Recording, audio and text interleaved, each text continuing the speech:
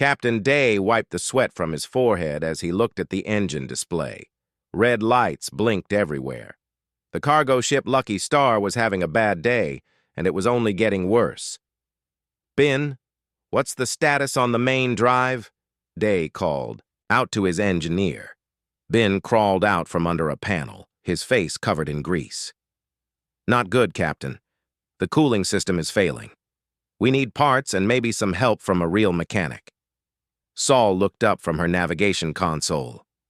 "The nearest station is 3 days away if we push the engines, but with this cooling problem, I don't think we should push anything." Day nodded. The Lucky Star was an old ship, but she had been good to them. Now she needed help, and they were far from home. He walked to the communication station and started typing a message. "I'll send out a call for assistance. Maybe someone nearby can help us out." The message was simple. Day wrote it in standard trade language, the way all cargo pilots learn to do. He asked for maintenance help and maybe an escort to the nearest station. Just routine stuff that happened to freight haulers all the time. He pressed send and leaned back in his chair. Now we wait. Far away, on the alien research ship Veltani, Captain Hayek was studying star maps when his communication officer called. "Out." "Captain, we're getting a distress signal. It's from a human ship." Hayek's 4 eyes widened. Humans were new to the galaxy, and everyone was still learning about them. They seemed peaceful enough, but there were so many stories. Some said humans were dangerous fighters. Others said they were clever traders. Nobody really knew what to believe. "Put it through the translator," Hyuk ordered. The computer began working on the human message, but the translation system had a problem. It was designed for formal diplomatic language, not the casual way cargo pilots talked. When Day wrote, "Need maintenance assistance," the computer translated it as, "Require immediate military intervention." When he asked for escort to nearest station, the system read it as, "Send your strongest forces." The translated message appeared on Hayek's screen. His blue skin turned pale as he read it. "Emergency! Human vessel under attack. Immediate military intervention required. Send your strongest forces. Situation critical." Hayek jumped from his chair. "Battle stations. Prepare emergency broadcast." His crew moved quickly. If humans were under attack, this was serious. The Veltani was just a research ship, but they had to do something. "Send this message to all nearby systems," Hayek ordered. "Human ship under attack. Requesting immediate assistance from all available forces. This is not a drill." The message shot out across space, bouncing from relay station to relay station. Within minutes, it reached 17 different star systems. Back on the Lucky Star, Day was checking engine readings when Saul called out. "Captain, I'm picking up a ship on sensors. Big one coming our way fast." "Already? That was quick." Day smiled. "Hail them and let them know what we need." The alien ship Veltani dropped out of hyperspace near the human freighter. Captain Hayek stared at his screen, confused. The human ship looked perfectly fine. There were no signs of battle damage. No enemy ships anywhere. "Where are the attackers?" Hayek asked his tactical officer. "I don't see any, sir. Just the human ship." "Maybe they're hiding. Keep scanning." Hayek opened a channel to the human ship. "Human vessel, this is Captain Hayek of the research ship Veltani. We received your distress call. Where are the enemy forces?" Day looked confused. "Enemy forces? There's no enemy here. We just need some engine parts and maybe a tow to the nearest station." Hyuk frowned. The human was clearly in shock. That had to be why he wasn't making sense. "Don't worry, human captain. Help is coming. We've sent word to all nearby systems. You'll be safe soon." "Help is coming?" Day looked at Ben and Saul. "What's he talking about?" On the Veltani, the communication officer reported more incoming. "Ships." "Captain, I'm reading multiple hyperspace signatures. Looks like 3 different fleets." Hyuk nodded. Good. The humans would be safe, but he still couldn't understand where the attackers had gone. Maybe they ran away when they saw the Veltani arrive. Day tried to explain again. "Listen, we just need some basic maintenance. Our cooling system is acting up. Nothing serious. But Hayek wasn't listening anymore. He was watching his sensors as more and more ships appeared. The humans must have been terrified when they sent that message. But now everything would be okay. Don't worry, Hyuk told Day.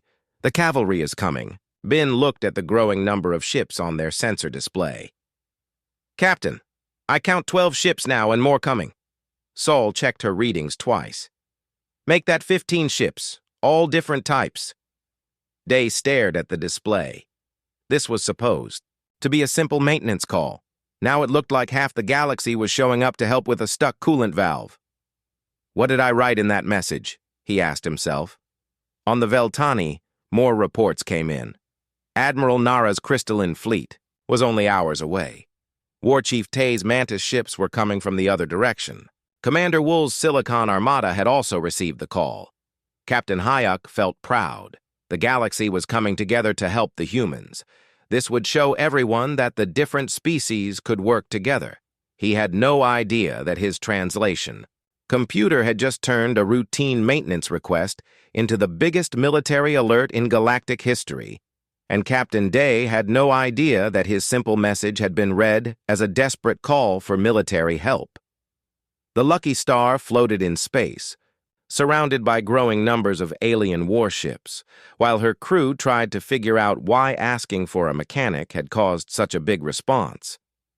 The cooling system still wasn't working, and now they had a much bigger problem to worry about. The emergency message spread through space like wildfire. Every relay station that received it sent the message further out. Within 2 hours, the call for help had reached the major alien governments. Admiral Nara was reviewing patrol reports when her communication officer burst into her crystal chamber. Admiral! Emergency message from the Outer Rim! Humans under attack! Nara's crystalline body glowed brighter. The crystalline hegemony had just signed a trade agreement with the humans last month. If someone was attacking human ships, it was an attack on their new partners. How many human ships? She asked. The message says 1 ship, but it could be a convoy under attack. Nara stood up, her crystal form ringing like a bell. Prepare the 3rd Fleet. We leave in 1 hour. Across the galaxy, War Chief Tay was training with his warriors when the message arrived. The mantis-like alien read the translation with growing anger. His mandibles clicked together in rage. Someone dares attack our human friends? He hissed. Gather the war swarms. We fly to battle. His second-in-command hesitated. War Chief, perhaps we should send scouts first. Tay's eyes flashed red. The humans helped us defeat the pirates last year. Now they need our help. We do not abandon friends. In the Silicon Syndicate, Commander Wool processed the message through his mechanical brain. The robot leader calculated the possibilities. If humans were under attack, it could mean war. If the Syndicate didn't help, they might lose human friendship and technology. Deploy Battle Group 7, Wool commanded. Full combat load. Back near the Lucky Star, Captain Day was getting more confused by the minute. The alien ships kept coming. Now there were 23 different vessels, all surrounding his small freighter. Captain, Sewell called out. I'm picking up more hyperspace signatures, big ones. Bin looked up from his repair work. How big? Dreadnought class. Maybe bigger. Day rubbed his temples. This was turning into a nightmare. All he wanted was someone to help fix his cooling system. Instead, it looked like every military ship in the sector was coming to visit. Captain Hayuk contacted the Lucky Star again. Human Captain, we've called for additional support. You'll be safe soon. I keep telling you we don't need military support, Day said. We just need a mechanic. But Hayuk wasn't listening. His translator was still having problems. When Day said mechanic, the computer turned it into tactical support specialist. When he said cooling system, it became defensive systems failure. Yes, Hayek said. Technical support and defensive help. It's all coming. Admiral Nara's fleet arrived first. 12 massive crystalline ships dropped out of hyperspace in perfect formation. Each ship was 3 times longer than the Lucky Star and glowed with inner light. Human vessel, Nara's voice rang like wind chimes. "This is Admiral Nara of the Crystalline Hegemony. We have come to assist you." Day stared at the giant ships on his screen. "Admiral? I think there's been a mistake. We're just a cargo ship with engine trouble." "Do not worry, brave human. We will protect you from your enemies." "What enemies?" Day asked, but Nara had already closed the channel.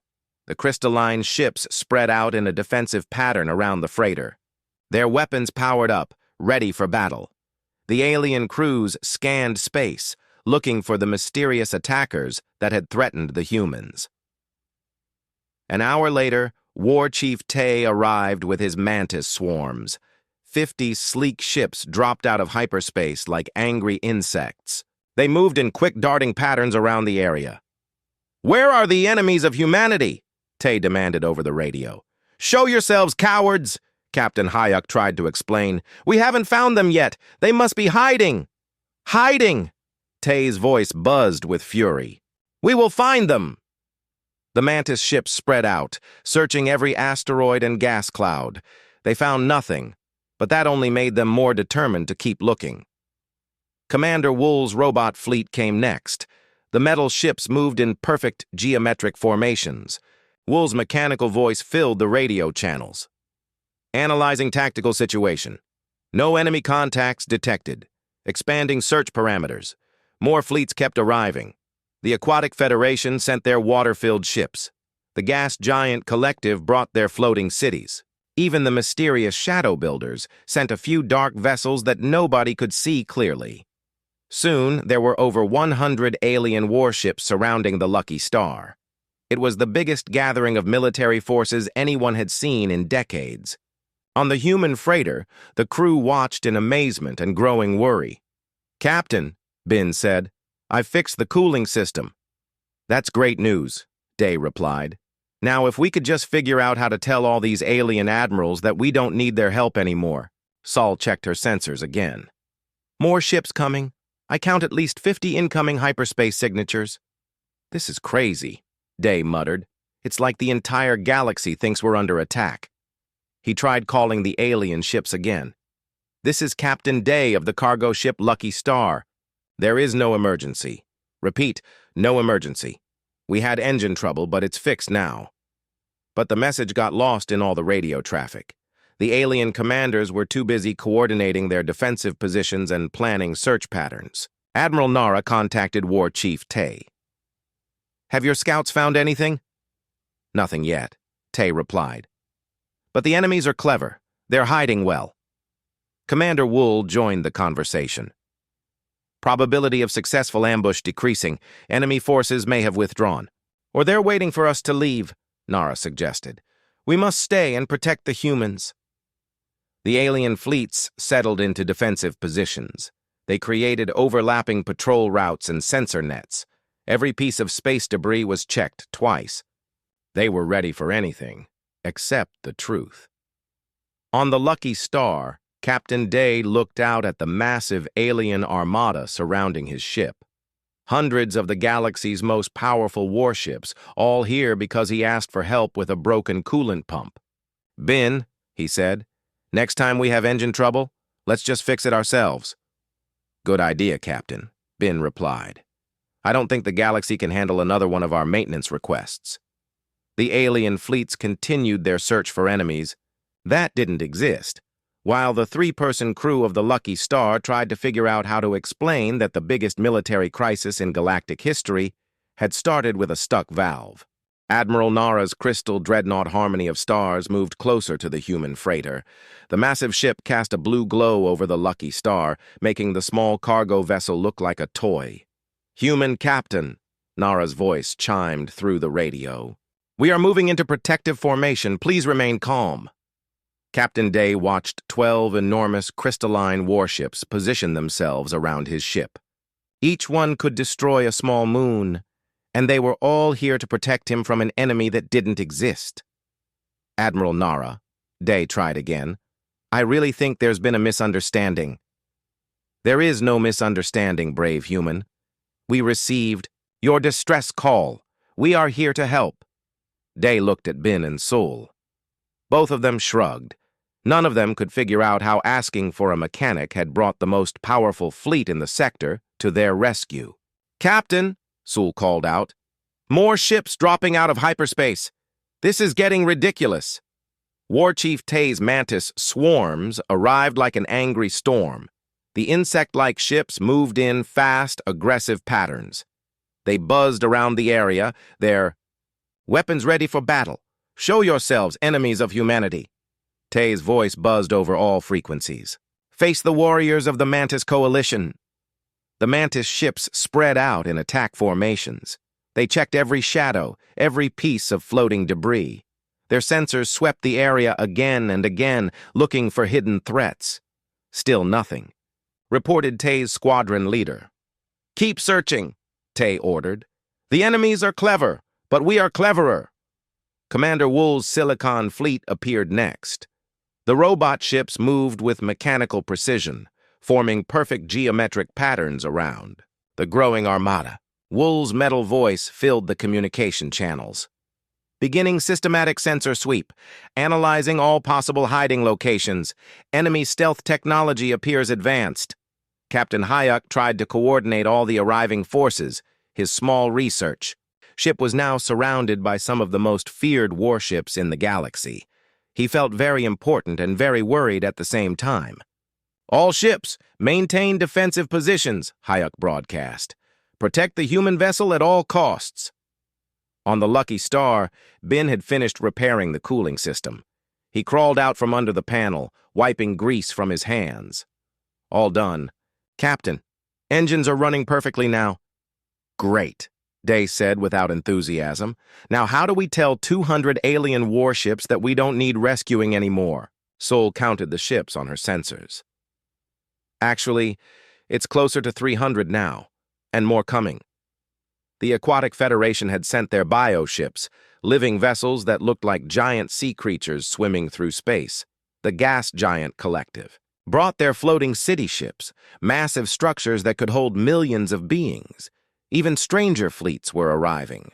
The Hive Mind sent their connected ships that moved as one organism. The energy beings brought vessels made of pure light. The ancient builders sent ships so old that nobody remembered who built them. "This is incredible," Ben said, watching the sensor display. "I've never seen so many different types of ships in one place." "It's like a galactic military parade," Sewell agreed, "except they're all here for us." Day tried calling Admiral Nara again. "Admiral, our engines are fixed now. We can make it to the station on our own." "Excellent news," Nara replied. "We will escort you safely there. No enemies will dare attack while we protect you." "But there are no enemies," Day shouted into the radio. "Of course not," Nara said calmly. "We scared them away." War Chief Tay's voice crackled over the channel. "The cowards fled when they saw our mighty fleets, but we must stay alert. They may return." Commander Wool added his mechanical analysis. "Probability of enemy regrouping, 67%. Recommend maintaining defensive posture." More alien commanders joined the conversation. Soon the radio was full of different voices, all talking about protecting the humans and finding the mysterious attackers. Captain Day turned off the radio and put his head in his hands. "This is a nightmare." "At least it's an interesting nightmare," Ben said. "Look at all that technology out there. Some of those ships use gravity drives. Others run on pure energy. There's even one that seems to be made of living metal." Saul was studying the fleet formations. "They're actually organizing quite well. See how the crystalline ships are using their sensor arrays to coordinate with the Mantis scouts? And the robot fleet is providing tactical analysis for everyone." "That's wonderful," Day said sarcastically. "I'm glad my broken cooling system is bringing the galaxy together." Outside, the alien fleets continued their careful search patterns. Admiral Nara's crystalline ships used their advanced sensors to scan deep space. War Chief Tay's Mantis swarms checked every possible hiding spot. Commander Wool's robots calculated attack probabilities and defensive strategies. The other species contributed their own special abilities. The Aquatic Federation's bioships could detect life signs across vast distances. The gas giant collective's city ships had sensors that could track movement through multiple dimensions. The energy beings could see things that other species couldn't even imagine, but no matter how hard they looked, they couldn't find any enemies, because there weren't any enemies to find. Captain Hayek was starting to worry. Maybe the attackers had some kind of super advanced stealth technology. Maybe they were planning a massive surprise attack. The human ship seemed so calm, but that might just be shock. All ships, Hayek broadcast, increase sensor sensitivity. The enemies are here somewhere. The alien fleets tightened their formations. More ships arrived every hour. Soon there were over 400 warships surrounding the Lucky Star. It was the largest military gathering in recorded galactic history, and it was all because Captain Day had asked for help fixing his cooling system. "Captain," Sewell said quietly, "we have a problem." "Just one problem?" Day asked. "That would be an improvement. The alien fleets are using a lot of energy for their sensors and shields. They're creating interference with hyperspace travel. No other ships can get through." Day understood immediately. "We're trapped." "Not trapped exactly," Sewell explained. "But we can't leave without the alien escort, and they won't let us leave until they find the enemies." "The enemies that don't exist," Ben added helpfully. Captain Day looked out at the massive alien armada, hundreds of powerful warships, thousands of crew members, all waiting to protect his little cargo ship from an attack that would never come. "There has to be a way to fix this," he said. "We got into this mess by accident. There has to be a way to get out of it." But as more alien ships continued to arrive, that solution seemed further and further away. Lieutenant Young was having a boring day at the human diplomatic station when his communication officer ran into his office. "Sir, we have a situation. There's a massive alien fleet gathering in the outer rim. Over 500 ships." Young dropped his coffee cup. 500 ships was enough to start a war. Or stop one. "What's their heading?" he asked. "They're not moving, sir. They're all surrounding one of our cargo ships. The Lucky Star." Young frowned. He knew that ship. Captain Day ran routine freight routes between the outer colonies. Nothing exciting ever happened to freight haulers. "Get me a patrol ship," Young ordered. "I need to see what's going on."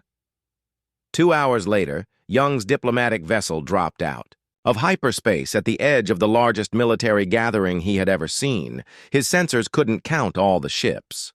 There were crystalline dreadnoughts, mantis swarms, robot fleets, bioships, energy vessels, and dozens of other types he didn't recognize. "This is Lieutenant Young of the Human Diplomatic Corps," he broadcast on all frequencies. "Can someone please explain what's happening here?" Captain Hayek was the first to respond. "Lieutenant Young, thank goodness you're here. We've been protecting your cargo ship from attackers." "Attackers?" Young looked at his sensors. "I don't see any hostile ships." "They're hiding," Admiral Nara's voice chimed in. "Very advanced stealth technology." War Chief Tay added his buzzing voice. "Cowards who attack peaceful cargo ships. But we will find them." Young was getting confused. He called the Lucky Star directly. "Captain Day, what's your status?" Day's tired voice came through clearly. "Lieutenant, we had a minor cooling system problem. I sent out a routine maintenance request. Next thing I know, half the galaxy shows up with warships." "A maintenance request?" Young repeated. "That's all. Just asked for a mechanic and maybe an escort to the nearest station." Young began to understand. He had seen translation problems before. "Captain Hayek, can you send me a copy of the original message and its translation?" "Of course, Lieutenant." The files arrived on Young's computer.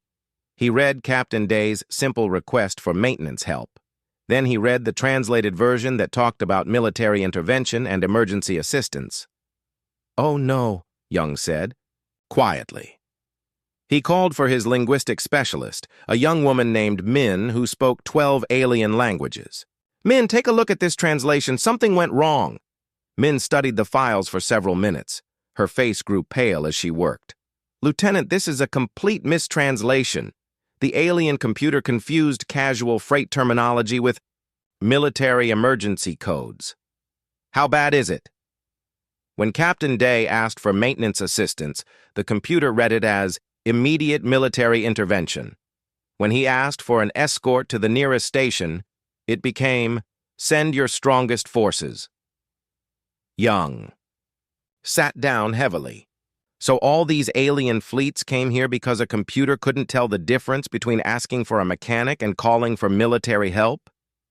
That's exactly what happened, sir. Young opened a channel to all the alien ships. Attention all. Vessels. This is Lieutenant Young of the Human Diplomatic Corps. I believe there has been a translation error. The alien commanders all started talking at once. Young had to shout to get their attention. Please, let me explain.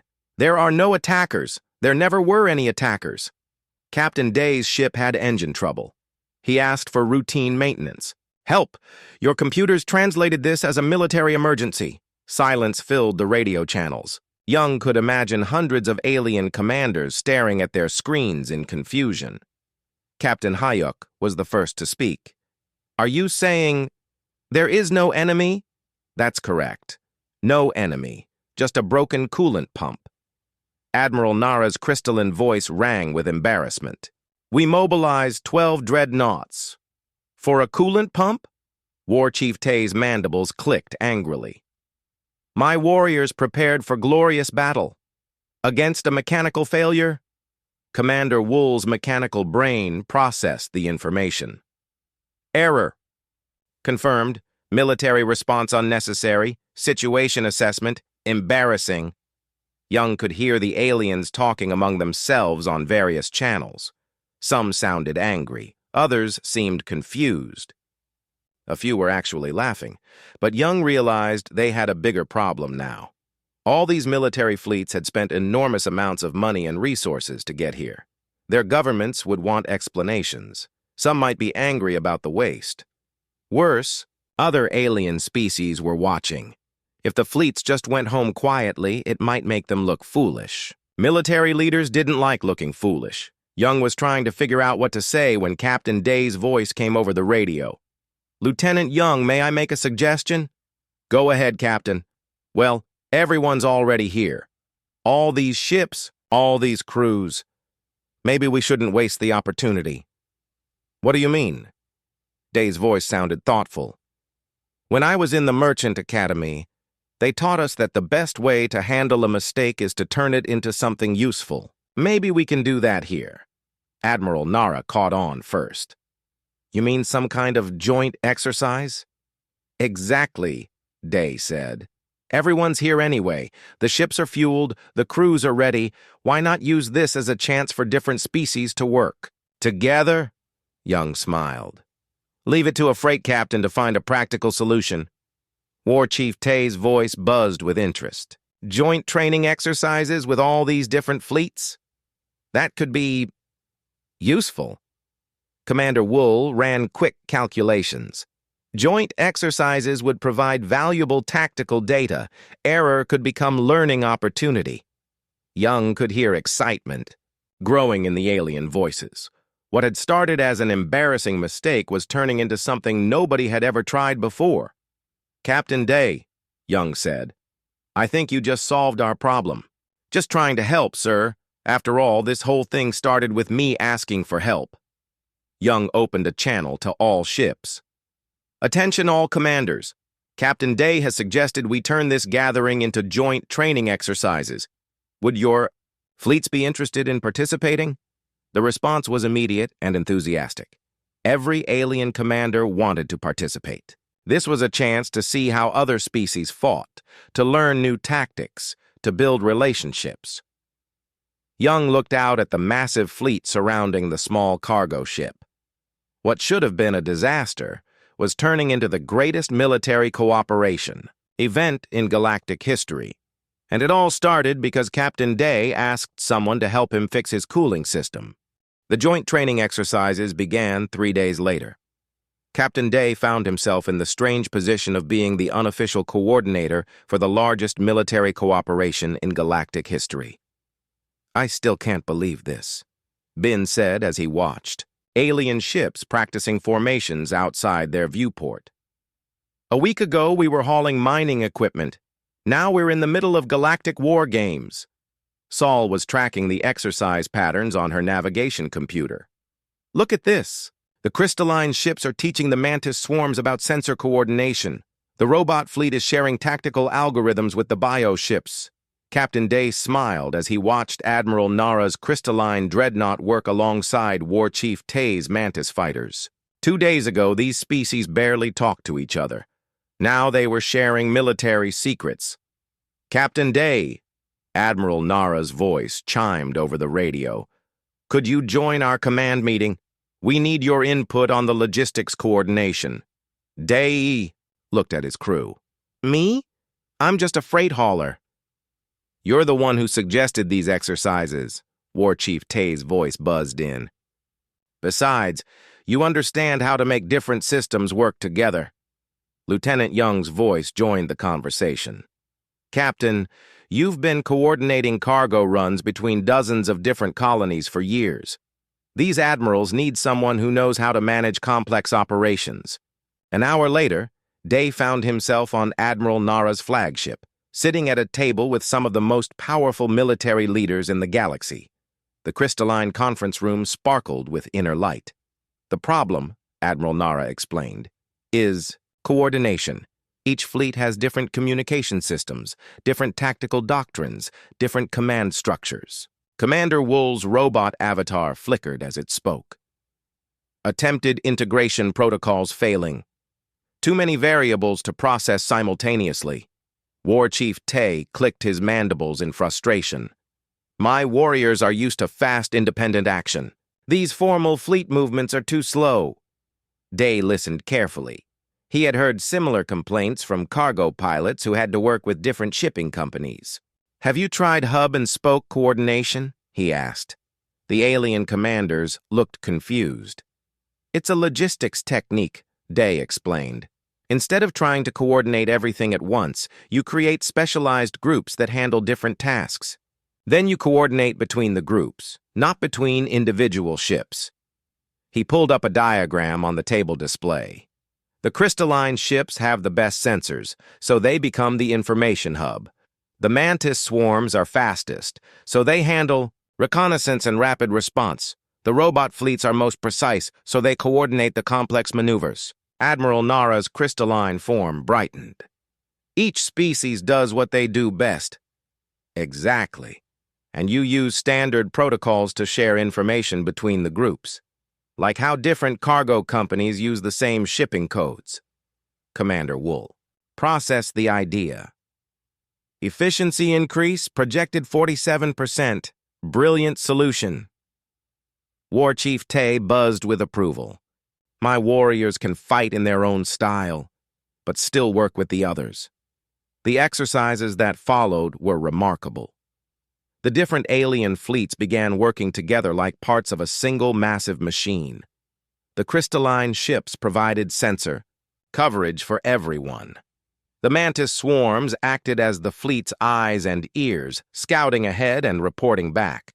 The robot ships coordinated complex battle formations with mathematical precision. Other species found their roles too. The bioships from the Aquatic Federation became medical and repair units, able to heal damaged vessels with their living technology. The energy beings provided power for the whole fleet, sharing their unlimited energy with ships that needed it. Captain Day became the unofficial mediator when problems arose. When the gas giant collective couldn't understand the hive mind's communication methods, Day found a way to translate between them using freight handling signals. When the ancient builders' ships were too slow to keep up with the mantis swarms, Day suggested using them as mobile command posts. You have a gift for this, Lieutenant Young told him during one of their planning sessions. You see connections that others miss. It's just freight logistics, Day replied. Different cargo, different destinations, but the principles are the same. Bin had become fascinated with the alien technology. The engineers from different species started sharing ideas with him. Soon he was helping design hybrid systems that combined the best features from multiple technologies. Look at this. Bin showed Day a new engine design. Crystalline power matrix, mantis cooling system, robot control circuits, and human mechanical components. It's more efficient than anything any single species has built. Sol was working with the navigation specialists from all the fleets. They were developing new formation protocols that let hundreds of ships move together without colliding. The aliens are really impressed with human adaptability, she told Day. They keep asking how we learn new things so quickly. What do you tell them? That we have to be adaptable. Humans are new to space, so we can't rely on old ways of doing things. We have to figure out what works. The exercises lasted 2 weeks. By the end, the mixed fleets were operating with an efficiency that amazed everyone. Different species that had barely cooperated before were now working together like old partners. Admiral Nara called a final meeting on her flagship. All the major commanders attended, along with Captain Day and his crew. These exercises have been extraordinary, she announced. We've learned more about interspecies cooperation in 2 weeks than in the previous 50 years. War Chief Tay agreed. My warriors have gained new respect for the other species. We are stronger together than apart. Commander Wool presented his analysis. Efficiency improvements documented. Recommend establishing permanent joint training protocols. Lieutenant Young stood up. I propose we formalize these procedures. We could call them the Day Protocols, after the captain who made them possible. I just asked for a mechanic, Day protested, and accidentally created the framework for galactic military cooperation, Young replied. Your maintenance request is going to change how the galaxy works together. 6 months later, the Day Protocols had been adopted by 47 different species. Joint training exercises happened regularly. Mixed fleets patrolled dangerous areas of space, with each species contributing their unique abilities. Captain, Day went back to hauling freight, but now he carried a special diplomatic license. When disputes arose between species, they often called for him to mediate. He had a reputation for finding practical solutions to complicated problems. It's funny, Bin said, as they delivered mining equipment to a new colony. All of this started because our cooling system broke down. Sol looked up from her navigation charts. And because Captain Day decided to ask for help instead of trying to fix everything himself. Day smiled as he watched a mixed patrol of crystalline and mantis ships escort a convoy through the system. Human, alien, and hybrid technologies working together to keep space safe. Sometimes the best solutions come from the biggest mistakes, he said. We just have to be smart enough to recognize the opportunities. The Lucky Star continued on her route, her cooling system working perfectly. And across the galaxy, hundreds of species worked together using protocols developed by a freight captain who just wanted help fixing his ship. The universe had become a little bit smaller and a lot more cooperative because one human had the wisdom to ask for help when he needed it.